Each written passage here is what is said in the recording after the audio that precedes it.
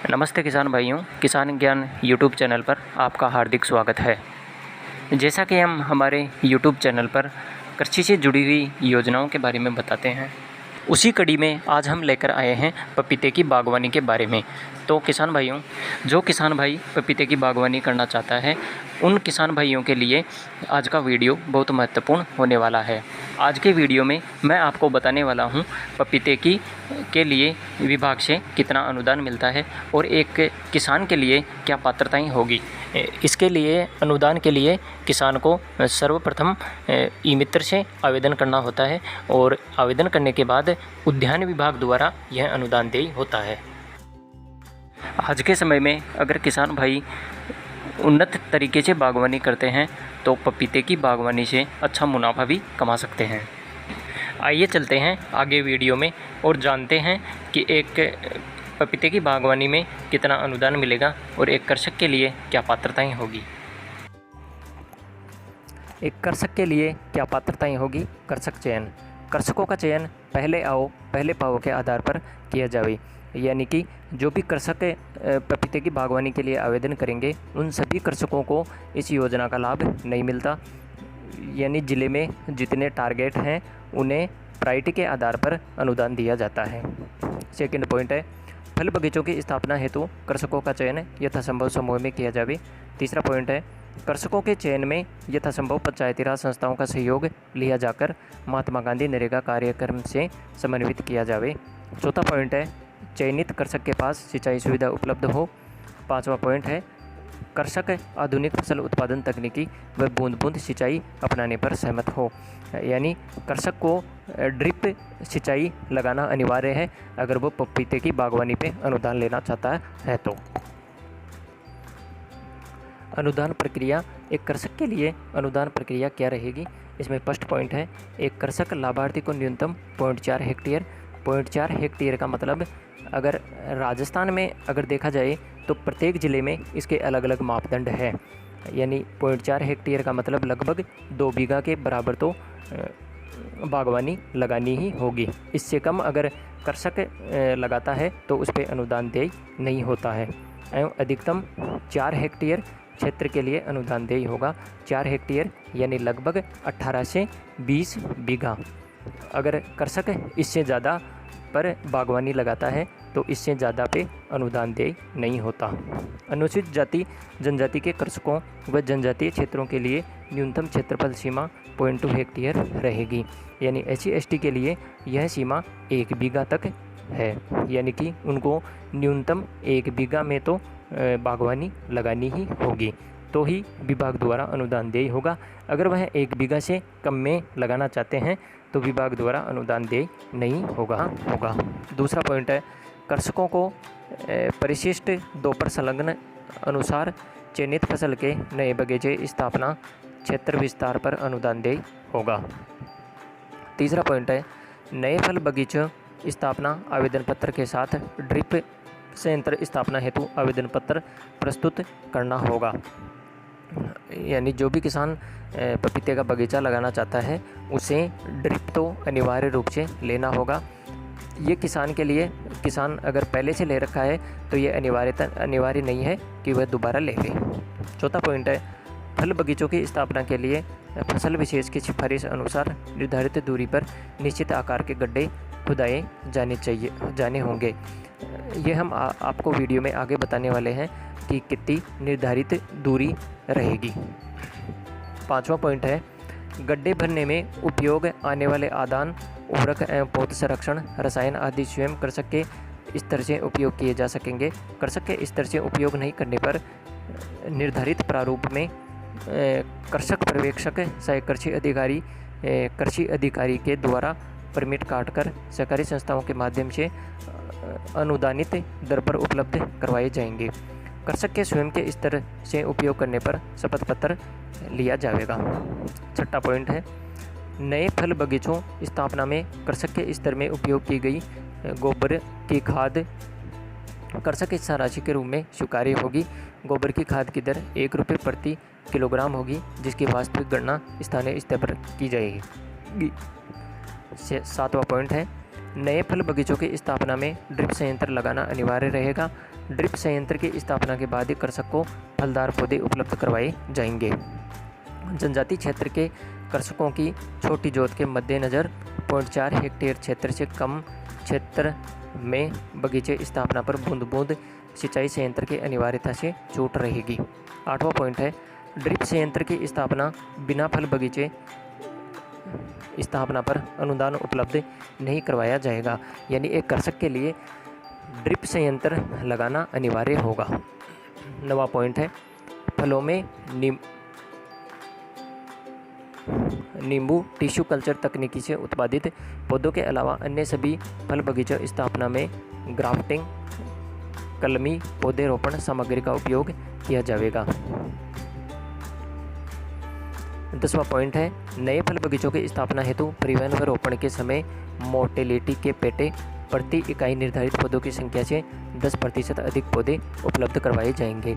यानी किसान को परिवहन में अगर कोई हानि होती है पौधों को लाने ले जाने में, तो उसे पौधों की 10% अधिक पौधे उपलब्ध करवाए जाते हैं।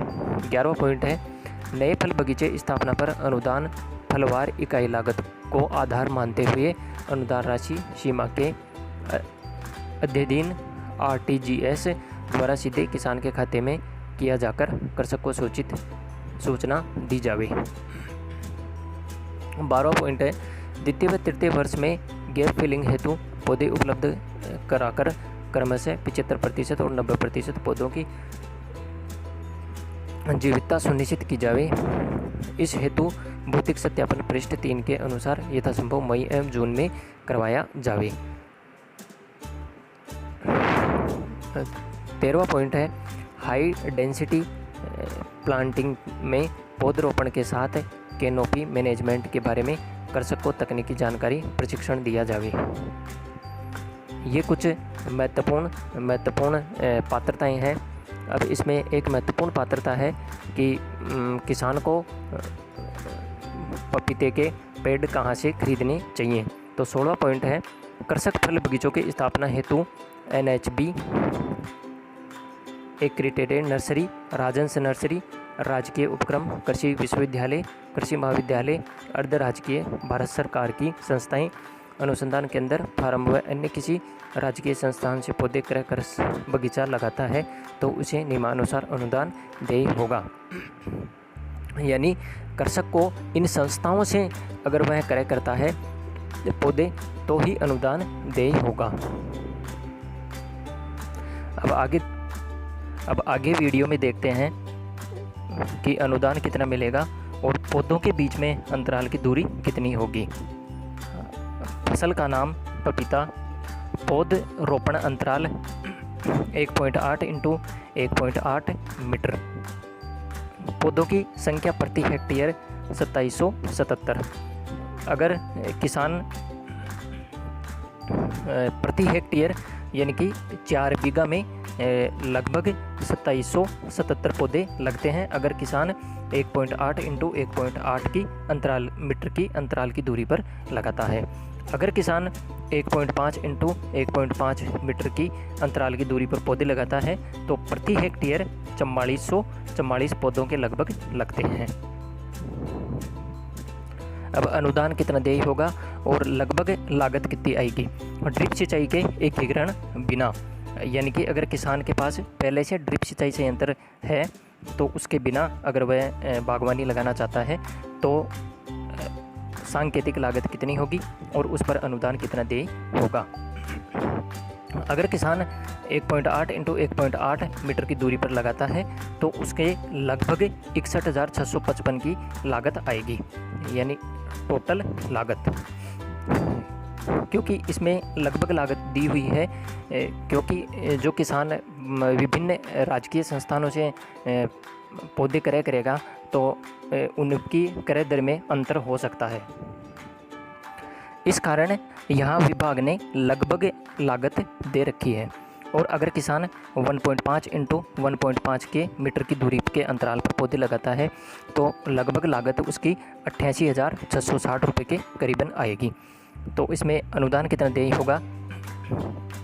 इकाई लागत का 50%, अधिकतम राशि रुपये 30,000 प्रति हेक्टेयर। यानी प्रति हेक्टेयर लगभग 4 से 5 बीघा में अधिकतम 30,000 का ही अनुदान देय होता है और लागत अधिकतम तो 30,000 और लागत का 50%। अगर लागत 50,000 रुपये है तो उसका 50% यानी 25,000, तो फिर इसमें अनुदान 25,000 ही देय होगा। और अगर लागत किसान के लगभग 70,000 के करीबन आती है तो उसका 50% 35,000 होता है, तो फिर अनुदान अधिकतम 30,000 ही देय होगा। अनुदान किसान को लगातार 2 वर्षों में दिया जाता है, यानी प्रथम वर्ष में सहायता राशि का 75%।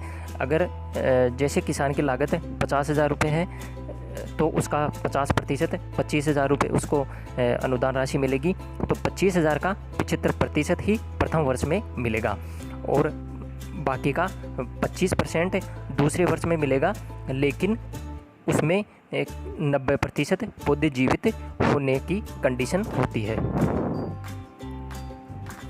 ये तो हुआ अगर किसान के पास ड्रिप सिंचाई पहले से लगा रखी है।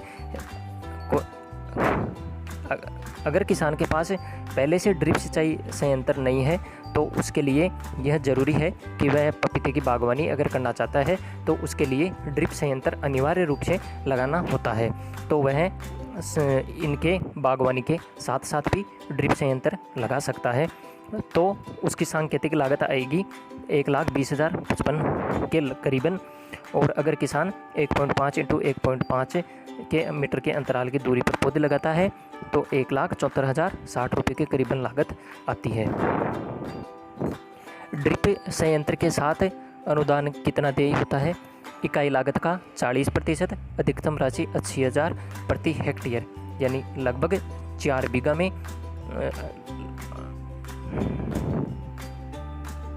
अधिकतम राशि 80,000 रुपये दी जाती है। यह अनुदान 80,000 से कम हो सकता है, लेकिन 80,000 से अधिक नहीं हो सकता। यह भी किसान को 2 वर्ष में दिया जाता है। प्रथम वर्ष में सहायता राशि का 75% दिया जाता है और दूसरे वर्ष में 90% पौधे जीवित होने की दशा में 25% दिया जाता है। अगर किसान के 90% पौधे जीवित नहीं रहे हैं तो यह 25% अनुदान देय नहीं होता। तो किसान भाइयों, ये अनुदान से संबंधित जो ये लिस्ट है वह प्रति हेक्टेयर है, क्योंकि अगर किसान कम से कम 1 बीघा में भी बागवानी लगा सकता है और अधिकतम अगर बागवानी लगाना चाहता है तो वह 18 से लगभग 20 बीघा तक लगा सकता है। अगर किसान 1 बीघा में बागवानी लगाता है तो उस हिसाब से पौधों की संख्या हो जाएगी और उस हिसाब से इकाई लागत का 50% जो भी अनुदान है वह हो जाएगा। किसान भाइयों, आज हमने जाना पपीते की बागवानी के बारे में और अनुदान के बारे में और किसान की पात्रता के बारे में। अगर किसान भाई को जानकारी के बारे में कोई भी इश्यू हो तो वह कमेंट कर सकते हैं और डिस्क्रिप्शन में मेरे मोबाइल नंबर दिए हुए हैं, तो उन पे भी कॉल कर सकते हैं। मैं आपकी पूरी सहायता करने की कोशिश करूँगा। तो धन्यवाद किसान भाइयों, आज के लिए इतना ही। धन्यवाद।